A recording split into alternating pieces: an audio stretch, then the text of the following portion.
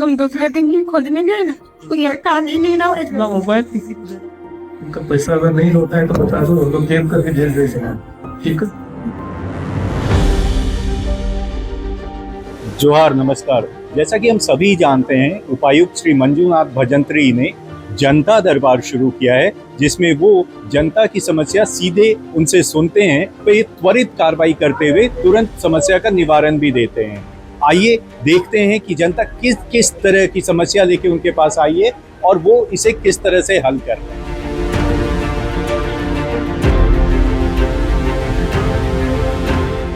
आज जिस हिसाब से हमको पहली बार ऐसा लग रहा है कि हमारा सारा समाधान मतलब वो यही होगा। डीसी साहब की जनता दरबार से आपको लाभ हो रहा है? मतलब आम एकदम जनता हमको तो लग रहा है कि आम जनता को लाभ हो रहा है और ये देखने को भी मिल रहा है। हाँ, है ना? अगर लाभ नहीं हैं, बहुत सारा लोग देख सकते हैं।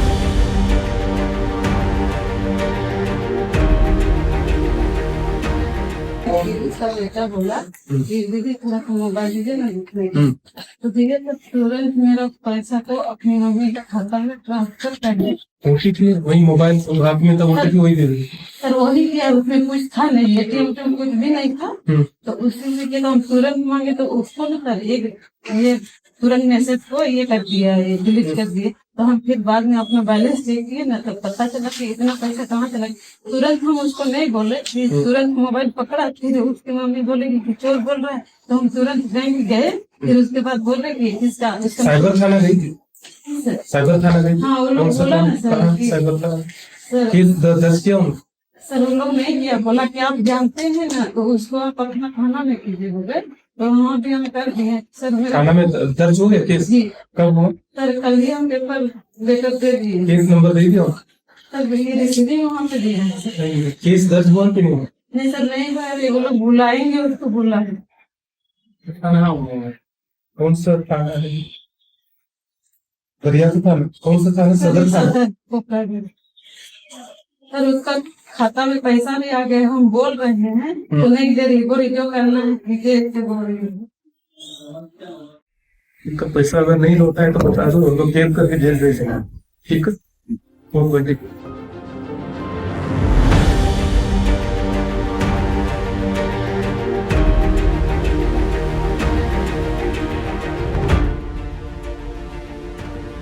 आप आज जनता दरबार में आए, क्या समस्या लेकर आए थे?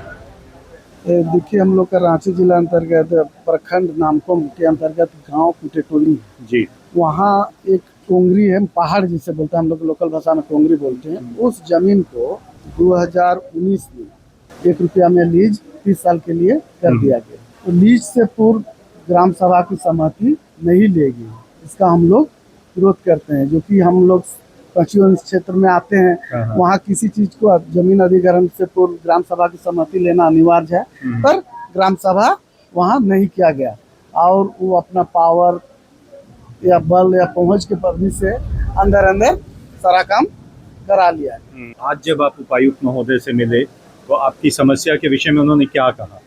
बोला कि आपकी आवेदन को हम लोग गंभीरता पूर्वक अध्ययन कर रहे हैं और इसको हम लोग कैंसिल करेंगे, है ना?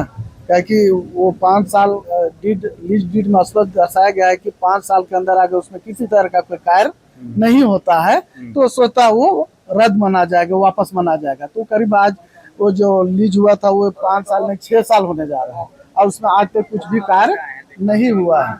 इसके पहले क्या आप कभी उपायुक्त महोदय से, जो भी रांची के उपायुक्त रहे हैं, इतनी आसानी से आप अपनी समस्या उन तक पहुंचा पा रहे थे? नहीं, हम लोग आए थे, दिए प्रयास, लेकिन वो यही बोल रहा था कि ऊबर लेवल का है ना, वो आप लोग वहाँ जाइए, यहाँ से नहीं हो। लेकिन ये डीसी जो है आज बहुत अच्छी लगा कि बड़ा गौर किए हम लोग का आवेदन को और हम लोग को आश्वासन दिए हैं कि आप लोग का समस्या को हम लोग निदान जरूर करेंगे। तो डीसी साहब की जनता दरबार से आपको लाभ हो रहा है? मतलब आम एकदम जनता हमको तो लग रहा है कि आम जनता को लाभ हो रहा है और ये देखने को भी मिल रहा है। हाँ, है ना? अगर लाभ नहीं बहुत बहुत सारा लोग देख रखते हैं, यहाँ मिल रहा है। आपको कैसा लगा डीसी साहब से मिलकर? आज जिस हिसाब से हमको पहली बार ऐसा लग रहा है कि हमारा सारा समाधान मतलब वो यही होगा।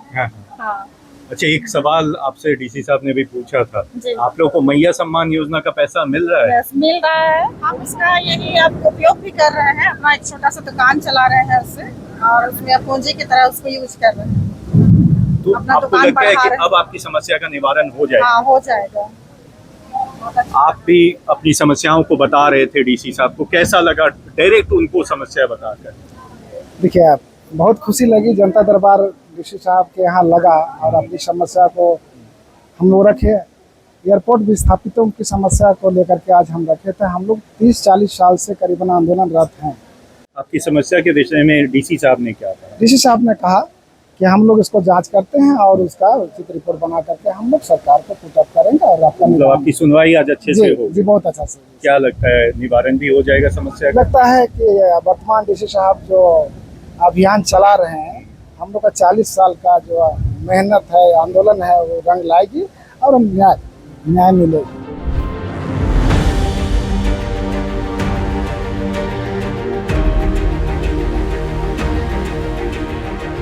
सर नमस्कार सर।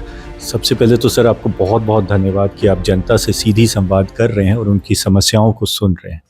बाहर हम जनता से बात कर रहे थे और शहर में भी हमने देखा है कि कई लोगों को अभी तक ये कन्फ्यूज़न है कि वो आप तक किस तरह की समस्या को लेके पहुंच सकते हैं। तो क्या आप ये बताएंगे कि किन समस्याओं को आप आमतौर पे सुनते हैं? देखिए, जिला प्रशासन यहाँ जो आम जनता की जो भी समस्याएं हैं, हम लोग प्रयासरत है कि उनको एक अच्छे प्लेटफॉर्म में सुनवाई करते हुए उनका निष्पादन करें। और बहुत सारे ऐसे समस्याएं रहते हैं, जैसे किसी का ज़मीन का म्यूटेशन जो है, जो जेन्युइन मैटर है, लेकिन उसके बावजूद जो है ससमय उसको दाखिल खारिज अंचल अधिकारी नहीं कर रहे हैं, या उसको जो रिजेक्ट भी किया जा रहा है बिना सही रीज़न देते हुए हैं। तो इस तरह के मामले भी बहुत सारे लोग आते हैं यहाँ। और कहीं अलग अलग हमारे जो सरकारी संस्थाएं जो है, जैसे स्कूल हो गया, हमारे समाज कल्याण और पुलिस स्टेशन, वहाँ पे भी कोई दिक्कत है तो लगातार यहाँ आम जनता आती हैं और हम लोग उनको प्रॉपरली गाइड भी करते हैं कि अगर ये मामला जिला प्रशासन से नहीं जुड़ी हुई, अगर व्यवहार न्यायालय से संबंधित है, तो हम लोग वो भी बताते हैं कि आप इस जगह पे जाइए, ताकि उनको एक सही इन्फॉर्मेशन रहे कि वो लोग कहाँ जा सकते हैं। सर संख्या, क्योंकि आप हल दे रहे हैं लोगों को, तो ये संख्या निश्चित ही बढ़ेगी। आज भी मुझे लगता है बाहर 100 से 150 लोग खड़े हैं जो अपने समस्याओं को लेकर आपसे मिलना चाह रहे हैं। आने वाले दिनों में आप इसको कैसे देखते हैं, क्योंकि ये संख्या निश्चित बढ़ने वाली है?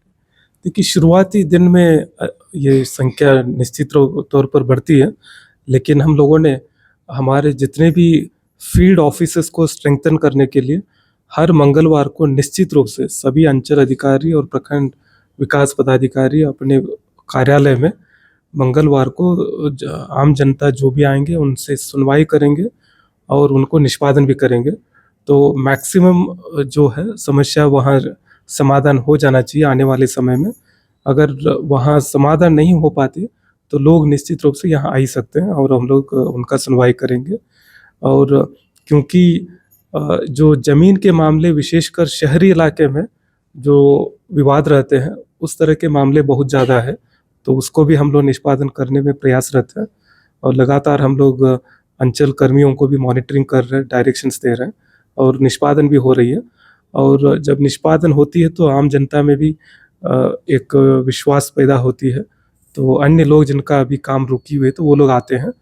तो हम लोग लगातार सेवा देने में आगे हैं।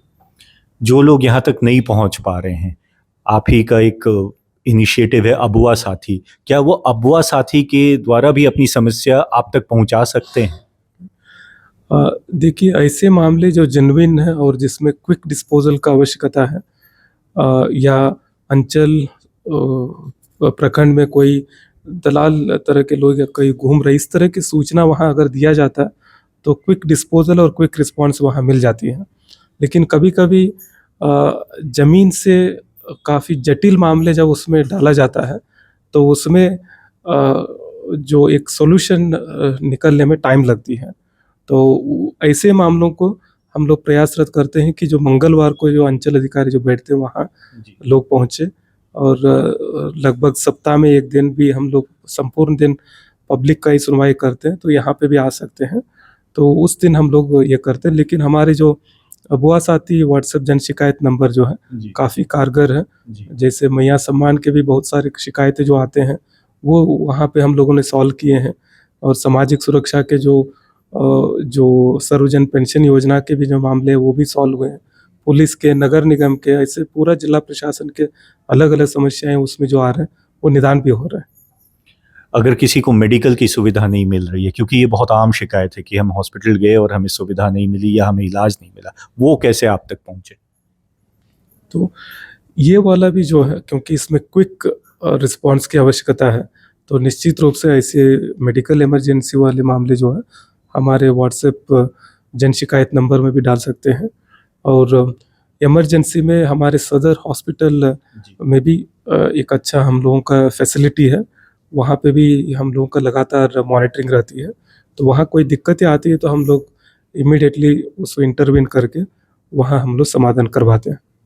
धन्यवाद सर, इतना समय देने के लिए और इतने विस्तार से सब कुछ बताने के लिए बहुत बहुत धन्यवाद।